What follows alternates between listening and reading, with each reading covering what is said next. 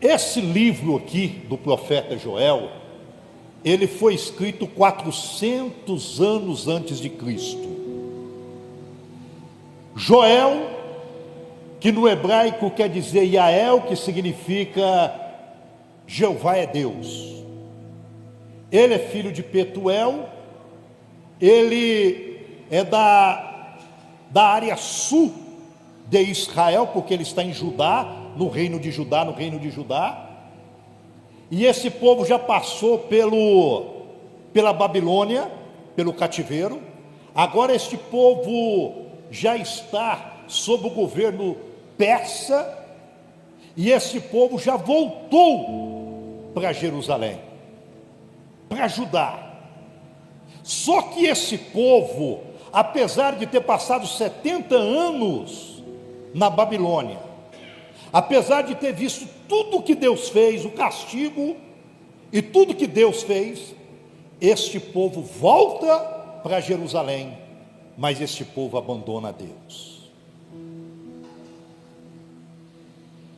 O que um acontecimento de mais de quase 2.500 anos atrás tem a ver com os nossos dias? Nós vamos fazer um paralelo desse tempo com os dias de hoje, e você vai ver que a Bíblia, ela nunca fica ultrapassada, ela é mais atualizada do que o jornal que vai sair amanhã. Este povo abandonou a Deus, e devido eles terem abandonado a Deus, sabe o que acontece? Joel capítulo 1, versículo 4, coloca aí para nós aí, Joel 1, 4, olha o que acontece. O que ficou da lagarta, o gafanhoto comeu, e o que ficou do gafanhoto, a locusta o comeu, e o que ficou da locusta, o pulgão o comeu. Olha bem, eu já vi, pastor Daniel, muitos pregadores dizer que aqui é o demônio devorador. Você pode ter ouvido alguém, algum pregador falar que isso aqui são demônios devoradores. Nunca foi. Existe demônio devorador? Existe, principalmente quando você não devolve o dízimo. Mas aqui não. Aqui é um exército de gafanhotos que o próprio Deus envia. Olha comigo Joel 2:25. Vamos ver o que diz Joel 2:25, para isso ficar bem claro. E restituir-vos-ei os anos que comeu o gafanhoto, a locusta, o pulgão e a lagarta, o meu grande exército que eu enviei contra vós. Então aqui não são demônios, é um exército de Deus. É o mesmo exército que Deus enviou lá no Egito, a praga do gafanhoto. É o mesmo exército que Deus envia agora para castigar o seu povo, e é o mesmo exército que virá também no Apocalipse. Na abertura dos selos, a Bíblia fala sobre gafanhotos que virão na terra, mas são tudo juízos de Deus e exércitos de Deus. E esse povo agora em Judá está numa miséria terrível. Há uma seca tão grande que não tem água, não tem comida, não tem pasto para os animais, não tem trigo para colher. O povo está na miséria, e o gafanhoto destruiu tudo, a locusta destruiu tudo, não ficou nada. Sabe por quê? Porque este povo abandonou Deus. E agora eu entro nos dias de hoje.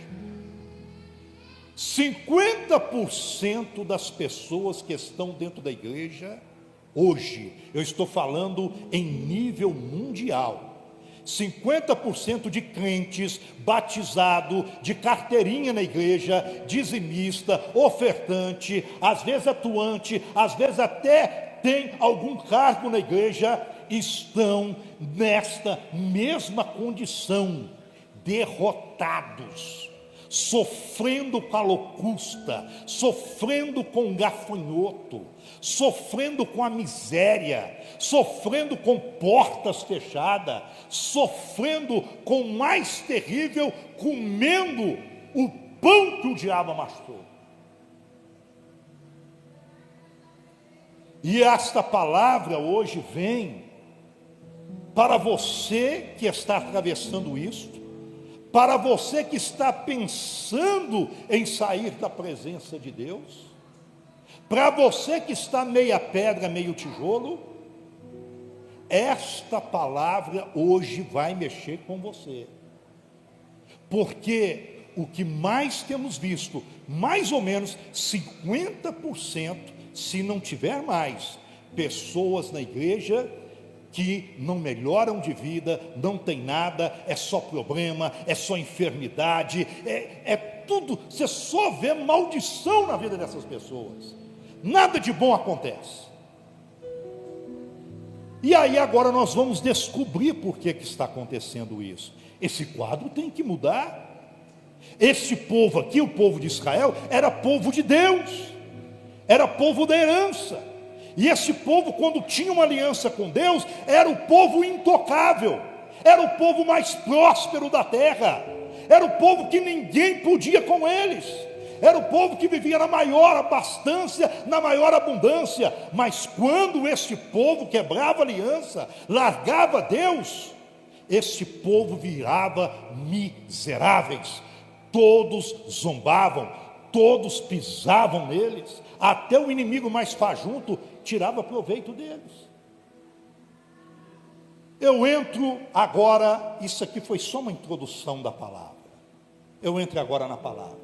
Eu quero te fazer uma pergunta aqui nesta noite, às vezes alguém vai saber me responder, outros não.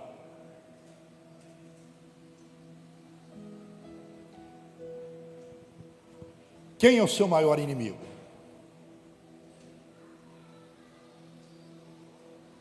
Tem gente que vai dizer que é o vizinho chato, aborrecido. Outro vai dizer que é a mãe, outro vai dizer que é o pai, outro vai dizer que é o irmão de sangue, outro vai dizer que é o patrão, que é o gerente, que é o colega na escola, colega na empresa. Outro vai dizer que é o diabo. E eu estou aqui para te dizer nesta noite que nenhuma dessas coisas é o seu maior inimigo. Eu disse para você ficar surpreso, você vai ficar surpreso hoje. Eu tenho quase 40 anos já de batizado na presença de Deus, e eu tenho um inimigo que me acompanha 24 horas, é o mesmo inimigo que te acompanha 24 horas, então é o diabo? Não é o diabo, não é o seu oponente, porque o Paulo diz que a nossa luta não é contra a carne, nem contra o sangue, luta. Quem será esse nosso inimigo? Vamos começar agora, Romanos 7, 21, vamos descobrir, o Paulo mostra para mim, para você, qual é o nosso maior inimigo. Vamos ver. Acho então esta lei em mim, que quando quero fazer o bem, o mal está comigo. 22. Porque segundo o homem interior, tenho prazer na lei de Deus. E o 23, mas vejo nos meus membros, na minha carne, no meu corpo, que batalha contra a lei do meu entendimento, e me prende debaixo da lei do pecado que está nos meus membros. O dia que você aceitou Jesus, pastor Daniel, e você desceu as águas batismais, Jonah, você foi lá e sepultou o velho homem. Esse homem aqui chamado homem do pecado, pelo o apóstolo Paulo. Você sepultou, as coisas velhas passaram, e tudo se fez novo. Então o que acontece? Quando você é batizado, arrepende, entrega a sua vida de coração a Deus, é mais ou menos assim: Deus abre um buraco no chão, uma cova, Ele pega o seu velho homem, enterra dentro deste buraco, joga bastante terra em cima dele, 7 palmos para debaixo da terra, coloca uma lápide em cima, uma tampa de sepultura, e ainda coloca um selo em cima desta sepultura. Pastor, isso é ficção científica. Abra a sua Bíblia, vamos lá. Tudo aqui tem que ser explicado. Isaías 43, 25. Vamos ver se Deus faz isso. Eu mesmo, não precisa abrir a Bíblia não, pode acompanhar aqui para nós ganharmos tempo. Eu mesmo sou o que apago. O que ele faz? Apaga. Olha, nenhuma pessoa tem condição de apagar as coisas do cérebro. Você lembra de coisa de quando você era criança. Eu lembro de coisa quando eu tinha 3 anos de idade. Pelo menos um fato interessante que me aconteceu, a minha mente consegue ir até os 3 anos de idade. Até 3 anos, é o máximo que eu consigo. Pode ter gente que vai até mais, mas até 3 anos eu consigo lembrar de um fato. E daí para frente. Não apaga. Aquilo que me fizeram de mal, aquilo que me fizeram de bem, fica tudo aqui, está tudo registrado. Você perdoa, mas fica aqui registrado. Mas Deus, Ele tem um mecanismo que ninguém tem, que chama eu de Deus, eu mesmo sou o que apaga as tuas transgressões por amor de mim, e dos teus pecados, o que acontece? Eu não me lembro. Ponto final. O diabo às vezes fica falando com você: você lembra, você fez isso, você fez aquilo, mas você fez tanta coisa. Deus não lembra mais do seu pecado. Por que você tem que lembrar? Deus selou. Vamos ver mais sobre isso. Romanos 6, 4, por favor. De sorte que fomos o quê? Eu falei que Deus faz o quê? Sepulta. De sorte que fomos o quê? Sepultados com Ele na morte, para que, como Cristo foi ressuscitado dentre os mortos, pela glória do Pai, assim andemos também em o quê? Em novidade de vida. Agora, para encerrar esse assunto da sepultura, Colossenses 2,12. Colossenses 2,12. Sepultados com Ele na onde? No batismo. Nele também ressuscitaste pela fé no poder de Deus, que o ressuscitou dentre os mortos. 13. E quando vós estáveis mortos nos pecados e na incircuncisão da vossa carne, vos vivificou juntamente com Ele, perdoando-vos todas as ofensas. E o 14, havendo riscado a cédula que era contra nós nas suas ordenanças, o qual de alguma maneira era contrária, e atirou do meio de nós, cravando na cruz. Olha, a sua sepultura foi selada. O homem morto foi colocado nessa sepultura e Deus selou essa sepultura.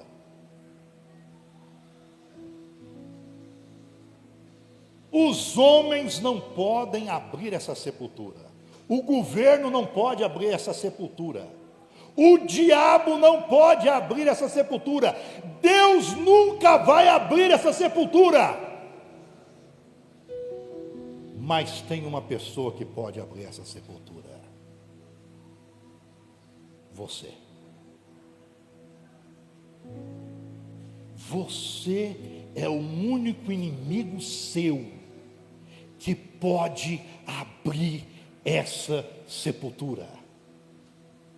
Pastor Daniel, nós somos pastores há muitos anos, e é estarrecedor ver que nós estamos atravessando os últimos dias da igreja do Senhor na terra, e tem muitos crentes que já quebraram o selo da sepultura, que já removeram a lápide da sepultura, que pegaram a pá e estão tirando terra de dentro da sepultura, e outros já pegaram o cadáver que está morto, fétido, esquelético, dentro da sepultura, e dando novamente vida a este morto que está lá dentro daquela sepultura. Vamos ver na palavra de Deus? Gálatas capítulo 5 e versículo 1. Gálatas 5. Estais, pois, firmes na liberdade com Cristo nos libertou, e não torneis a colocar-vos debaixo do jugo da servidão. Joga lá para o 16, em nome de Jesus abençoado. 16. Digo, porém, andai em espírito e não cumprireis a concupiscência da carne. Pastor Daniel, concupiscência da carne. Nós temos desejos que são desejos naturais da carne. Eu tenho desejo de dormir, eu tenho desejo de me alimentar, eu tenho desejo de rir, eu tenho desejo de beber água, eu tenho desejo de passar um perfume bom, eu tenho desejo de tomar um banho. Isso tudo são desejos naturais da carne. Agora, concupiscência são desejos desordenados da carne. E esses desejos desordenados da carne, quem tinha eles, ou quem tem ele, é o velho homem. Vamos ver o que o Paulo diz? Versículo 17, vamos lá. Porque a carne cobiça contra quem? Então Paulo está dizendo que o homem interior, que é o espírito dele, que agora é novo com Cristo, combate contra a carne, os seus membros exteriores. Vamos lá. Porque a carne cobiça contra o espírito e o espírito contra a carne. Esses opõem-se um ao outro para que não façais as coisas que... Num domingo como esse, o seu espírito quer vir para a igreja, mas a sua carne diz que você não deve vir. O seu espírito diz que você tem que orar, a sua carne diz que você não precisa de orar. O seu espírito diz que você precisa jejuar, mas a sua carne diz que você não precisa mais de jejuar. 18. Mas se sois guiados pelo Espírito, não estáis debaixo da lei. 19. Porque as obras da carne são manifestas, as quais são, 2 pontos: adultério, ao velho homem, fornicação, impureza, lascívia, idolatria, feitiçaria, inimizades, contendas, ciúme, iras, pelejas, dissensões, heresias, invejas, homicídios, bebedice, glutonaria e coisas semelhantes a essa, porque o Paulo não faz toda a lista aqui, mas ele fala coisas que são derivadas, semelhantes a estas, acerca das quais de antemão eu vos declaro, como também já antes eu já falei para vocês, que os que cometem tais coisas não herdarão o reino de Deus. Não herdarão o reino de Deus. Irmãos, evangelho não é para gente frouxo. Evangelho, vamos ver até o 24, 22 agora. Mas o fruto do Espírito é amor, gozo, paz, longanimidade, benignidade, bondade, fé, mansidão, temperança. Contra essas coisas não tem lei ou condenação. E os que já são de Cristo crucificaram a carne com as suas paixões e as suas concupiscências. Acabou. O Paulo começa lá no 5:1 dizendo: Cristo libertou vocês. Vocês não podem aproveitar dessa liberdade que Cristo libertou para vocês e voltar, dar lugar para a carne. Agora está tudo bem, agora eu estou liberto, agora tal, e começar a se misturar com o mundo. A igreja não precisa ser igual ao mundo. A igreja é diferente. Nós somos sal da terra e luz deste mundo. Nós somos luz, o mundo é trevas. Nós somos sal porque o mundo não tem tempero. Nós somos diferentes. Olha o que a palavra de Deus ainda diz, olha aqui, Mateus 26, 41, dentro dessa visão: vigiai e orai, para que não entreis em tentação. Na verdade, o espírito está pronto, mas a carne é fraca. Romanos 8,5, porque os que são, ou os que estão, ou os que vivem segundo a carne, inclinam-se para as coisas da carne, mas os que são segundo o Espírito, para as coisas do Espírito. É muito fácil. As coisas de Deus é como 1 mais 1 é 2. Não tem, eu não entendi. Não, as coisas de Deus é muito séria, é muito clara. E ainda, 2 Pedro 2,22. Deste modo sobreveio-lhes o que por um verdadeiro provérbio se diz: o cão voltou ao seu próprio vômito, e a porca lavada ao espojadouro de lama. Lave um porco, coloque uma gravata nele, daqui a pouco ele volta para a lama. Ele não vai dar valor nisso. Eu quero te dizer, meu querido, quando Cristo te libertou e você foi livre do pecado, tem uma música bonita que eu já vi até o Jonathan cantar aqui, parece que é do Ferreira: eu não sou mais escravo do medo, né? Eu agora sou filho de Deus. Você que deixa o morto ressuscitar, o velho homem ressuscitar, é como você estivesse voltando ao seu próprio vômito. O cão, o cachorro, eu já tive vários cães na minha casa. O cão, quando ele está com indisposição no seu intestino, ele vai lá, come um pouquinho de mato e daqui a pouco ele vomita para fora. Mas o mais porco, terrível, é que depois de algum tempo ele volta lá e come aquilo que ele jogou para fora. E a Bíblia está dizendo aqui que a pessoa, quando deixa o velho homem ressuscitar, comete a mesma coisa. Deus despojou você, jogou fora, sepultou esse homem velho, sepultou, e agora você vai lá, é como se você estivesse voltando ao vômito novamente. Isso é terrível. Joel 2,12. Deus chama o seu povo ao arrependimento.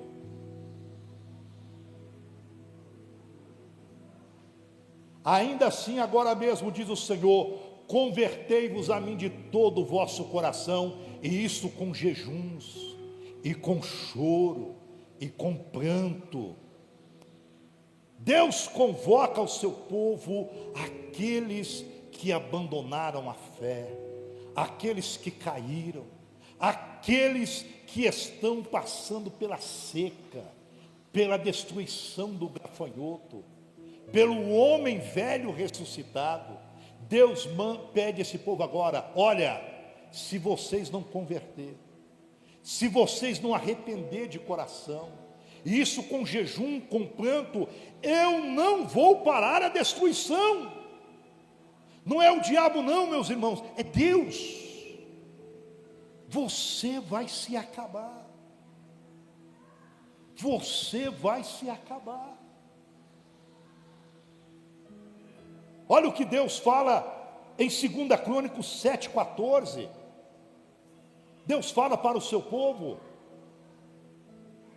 2 Crônicas 7,14: e se meu povo, que se chama pelo meu nome, o meu povo, ele conhece o meu nome, canta, ora, fala muita coisa, prega no meu nome, mas esse meu povo está longe de mim, e eu não estou ouvindo nada, não tem nenhuma ambientação entre eu e meu povo, não tem nenhuma intimidade.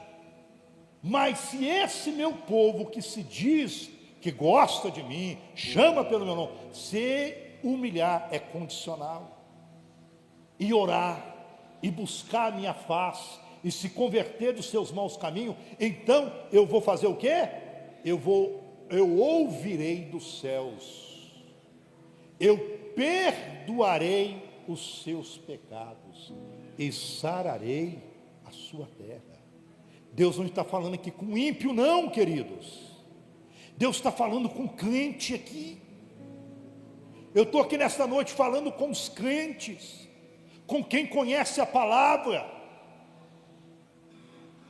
Deus está falando com o seu povo. Vocês querem que eu sare a terra? Vocês querem mudar de vida? Vocês querem dar tchau para a desgraça? Vocês querem que a coisa comece a andar na vida de vocês? Vocês querem ver a multiplicação acontecer? Vocês querem ver a abundância chegar na vida de vocês? Vocês precisam tomar uma decisão. E a decisão é, primeiro, se humilhar. Humilhar é reconhecer que você é dependente de Deus e está errado. Orar, se converter. Jonathan, coloca novamente para nós. Se converter, 7,14, dos seus maus caminhos. Então, só nessa condição, a palavra de Deus, ela não impõe, mas a palavra de Deus, ela coloca uma condição. Não é assim, do jeito que você quer, que eu quero. Tem uma condição. A condição é estar na presença. Deus falou com Abraão: anda na minha presença e ser perfeito. Deus chamou Abraão de amigo dele.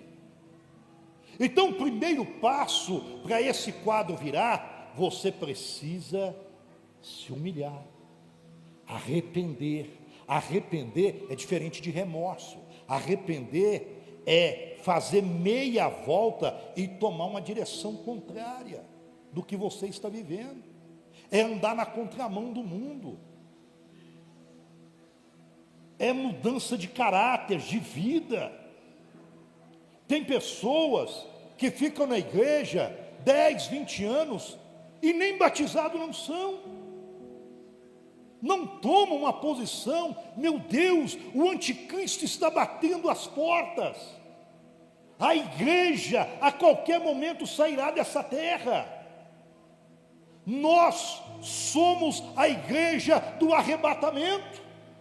Segundo as profecias, não resta dúvida que nós somos a igreja do arrebatamento.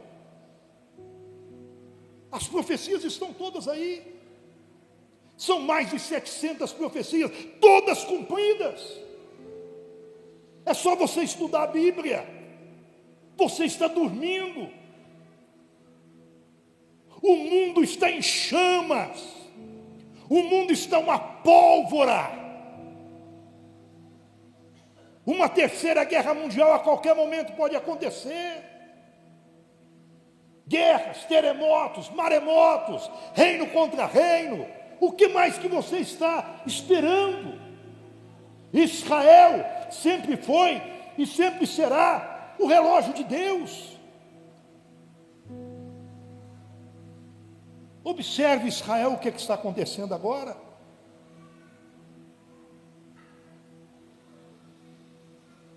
A segunda coisa, e eu já vou caminhando agora para o final, depois que você humilhar, vem o 2,25 de Joel, coloca para nós. Jonatas, e restituir-vos-ei os anos que comeu o gafanhoto, a locusta, e o pulgão, e a largata, o meu grande exército, que eu enviei contra vós. Ainda, coloca para nós o 26. E comereis o quê? Abundantemente. E vai acontecer o quê?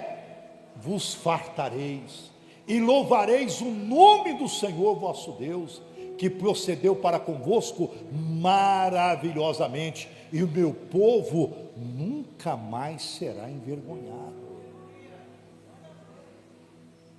Eu fico triste quando tem pessoas, Jonathan, na igreja, que fica a vida toda dependendo de cesta básica da igreja.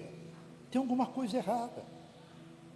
Você passar uma prova, eu não estou dizendo que você não pode passar por um período de prova, não estou falando isso, mas tem gente que fica numa situação a vida toda, tem alguma coisa errada.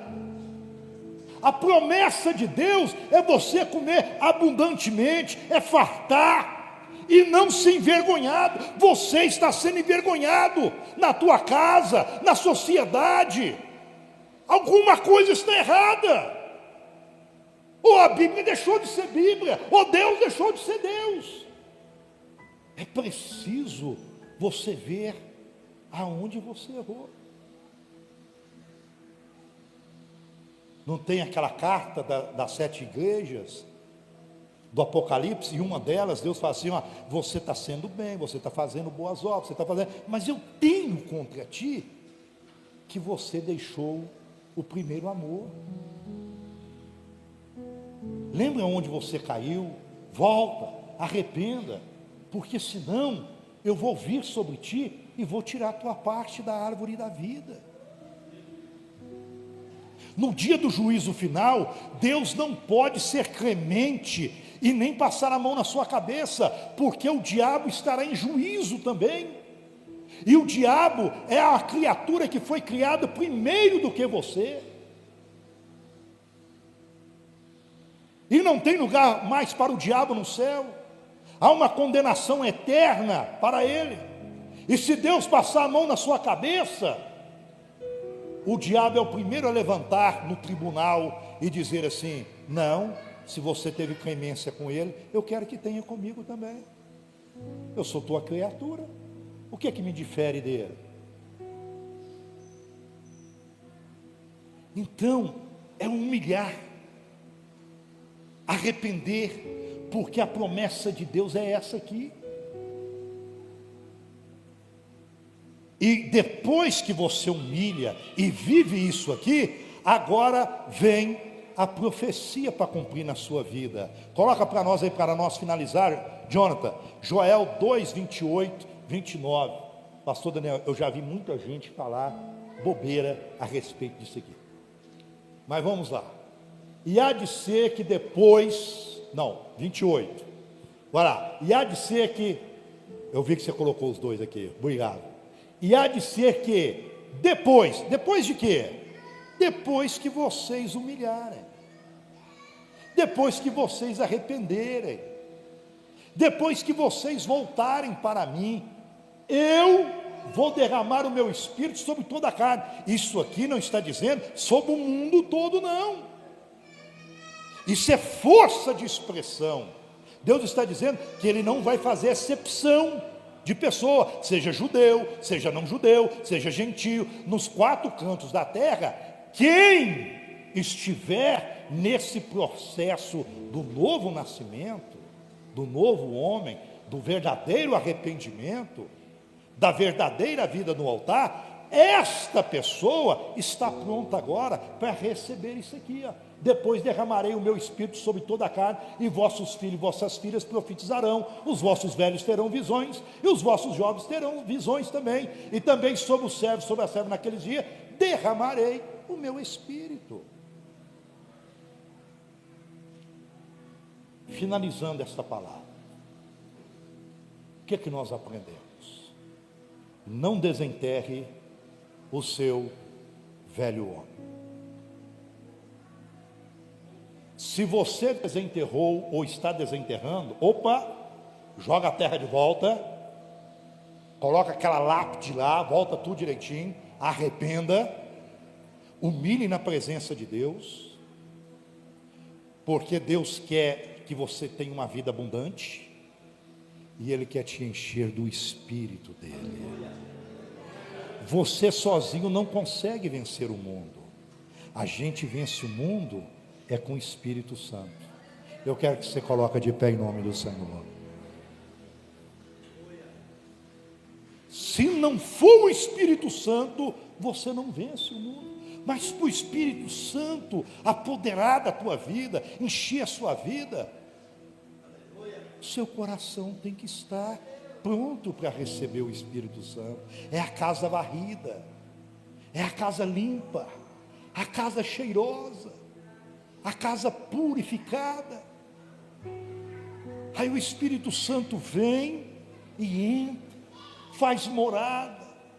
eu vos enviarei o Consolador, Ele testificará de todas as coisas, Ele vos ajudará em tudo, Ele vos fortalecerá, Ele vos dará ânimo. É o Espírito Santo. A igreja precisa ser cheia do Espírito Santo de Deus. Deus quer derramar o Espírito dele sobre a tua vida, até que não haja mais nenhum lugar. Ele quer te transbordar nesta noite. Fecha teus olhos, abra teu coração e convide o Espírito Santo. Peça perdão dos seus pecados, peça perdão pelas faltas.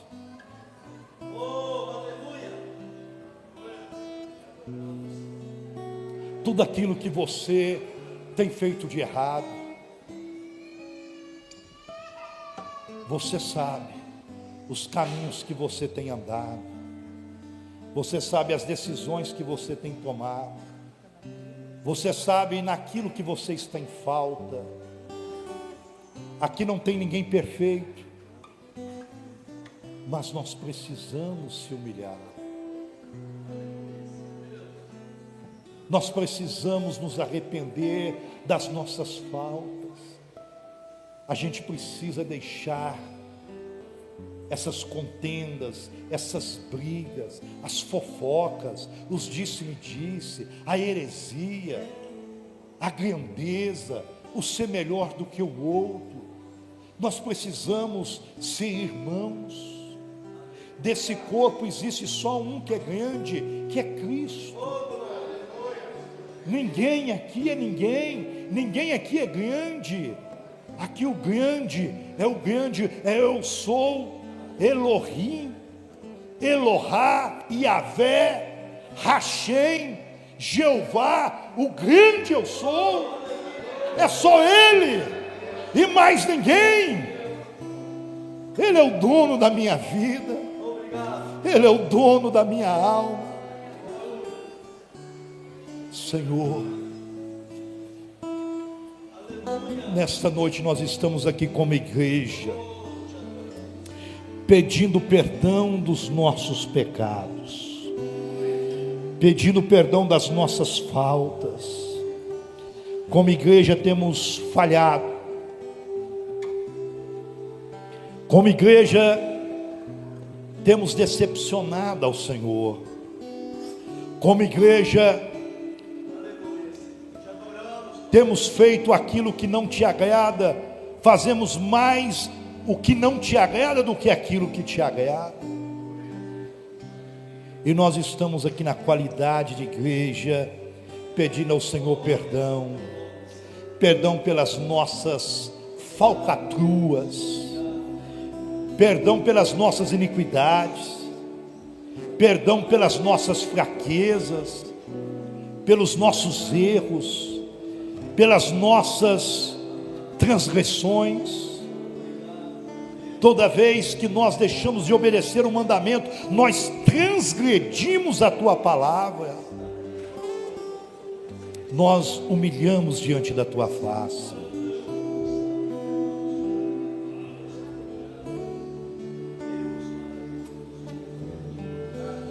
Espírito Santo, seja derramada sobre esta igreja.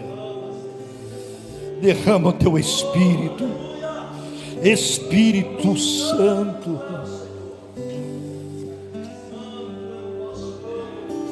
Espírito de vida, Espírito que o mundo não conhece e nem pode receber. Espírito Santo, encha a tua igreja, encha teus filhos, até que não haja mais lugar para ser enchido. Todas as lacunas da alma, todas as lacunas do coração, encha, transborde, transborde, transborde, até que derrame, até que não haja mais nenhum lugar para ser preenchido. Derrame, Espírito Santo.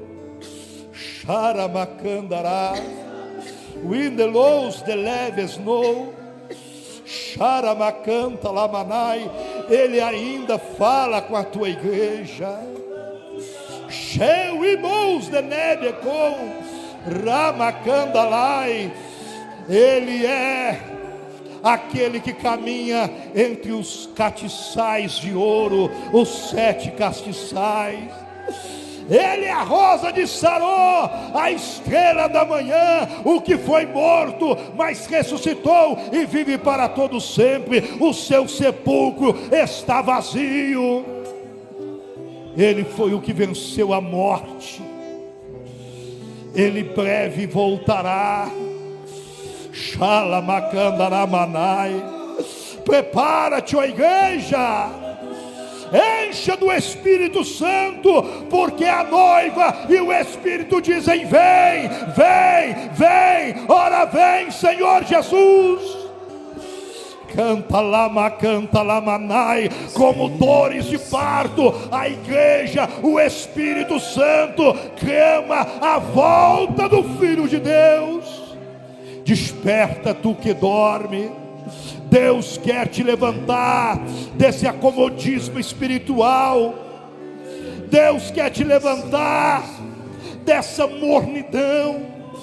Deus quer te despertar e te fazer uma atalaia, cheio do Espírito Santo, cheio da graça, cheio do poder. Levanta-te, ó igreja, levanta-te, porque o Senhor quer te usar.